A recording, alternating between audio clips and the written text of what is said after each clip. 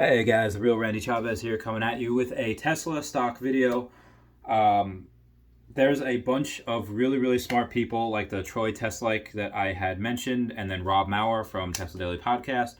They are averaging anywhere between 92 and 95,000 vehicles delivered, and we also have a bunch of other estimates, minimum of like 88,000. So I think it'll be about 88,000.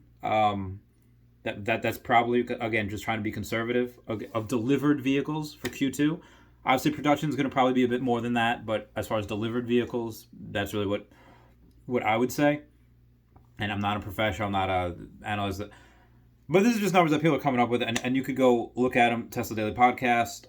The market is open. You can go to pretty much anyone and Hyperchange with Galley, and they would say, probably. Or I think it was 89 to it was 89 to 92,000. That's what they had predicted. I'd say 88 just to be conservative. And Wall Street's, they're suggesting 72,000.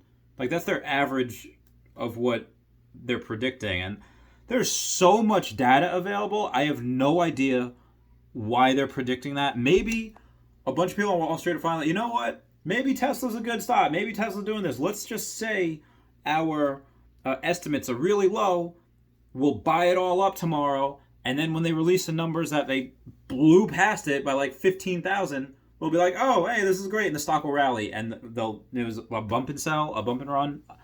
I have no idea, but I bought as much as I could. I have 40 shares now. I would have bought more today, but I owe someone like $8,000. I have 4,500 in the account.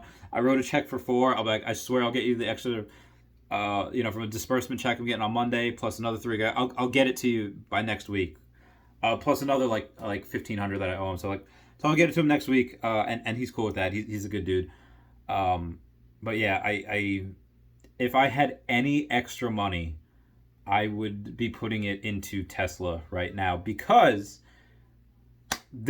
if they claim a profit, which I'm about 97% sure now that they will post a profit, they'll have amazing numbers. They go in the S&P 500. They vote on it, and there's no reason why they shouldn't. They qualify all the check marks, all the rules, all the boxes are checked off. S&P inclusion, you're going to have minimum of 5% hike of wherever the stock is, and then it goes to S&P 5, and then you have Battery Investor Day on top of that. Q2, they're posting a profit with Q2 when the main factory in Fremont was shut down for almost half the time. Q3 and Q4 are going to be nuts. It's going to be ridiculous, and probably Q2 to Q3 next year, Giga Berlin will start producing cars. Tesla's going to announce whether it's Tulsa, Oklahoma. I think it's going to be Giga Texas, even though Tulsa, Oklahoma is really trying to get. Oh, look at this shirt. So I did what I did, and I bought, tried to help push a profit. Like, oh, let me buy some merch, and you can get that at the Tesla store. And also, what I also did was I pre-ordered a Cybertruck a couple months ago. Just it's like, hey, all right, lock in the full self-driving, $7,000. I want the car. It's going to be great. I've never had a truck before. I have a Honda right now, and it's. Could I get Model 3 or Model Y right now? Yeah, absolutely. I can get one, but I locked in the full self-driving. I got the try. I figure by 2023, maybe I get it. I got the dual wheel, dual motor, and it's one that I think it's $50,000 plus the 7. It's gonna be close to $60,000 of full self-driving. And in New York, I have to pay like 8% sales tax, like 4% for New York, 4% for or 4.5% for Nassau County where I live, which is fucking ridiculous. So it's almost 9%. It's gonna suck. But outside of that, as in a few years I'll get it. Let's say 60 something grand total. That's fine. In a few years from now. But what I did yesterday was I actually reserved another one. I have 2 companies. One is the Chavez Trading Company. That's the one I reserved for a few months ago. And the other one's a company I started a few months ago called the Chavez Canto Project. That is where I specifically deal with buying and selling Pokemon cards. Trading as well, but yeah, the Pokemon trading card game. And I ordered one last night on June 30th a few hours before that full self-driving went from 7 grand to 8 grand. So already, the car that I had pre-ordered, it has already gone up in value. And full self-driving will go up in value again and again and again. By the time the Cybertruck comes out, probably going to be 10 to 12 grand minimum. If they solve full self-driving, there's a bunch of estimates. I say by 2030 they have it, but there's a bunch of estimates that say like 2025. There's a bunch of estimates that say like 2023. Like, I would not put it past Elon to, like, whatever he has in R&D is to just going towards that. I mean, it's a lot of data analysis that he has from full self-driving, data collection, and there's updates all the time. Not only can they, change lanes, they go through stoplights, they make turns, they go, surpass slower cars. It's incredible. They're so self-aware. It's really incredible what they can do. And full self-driving is only going to go up. So I'm definitely going to have one. If full self-driving is solved, and let's say it's full self-driving is $20,000, I could sell that car, say like, hey, you know what? This car's worth this much. I'll take 3 grand off, and I make a quick 10 grand.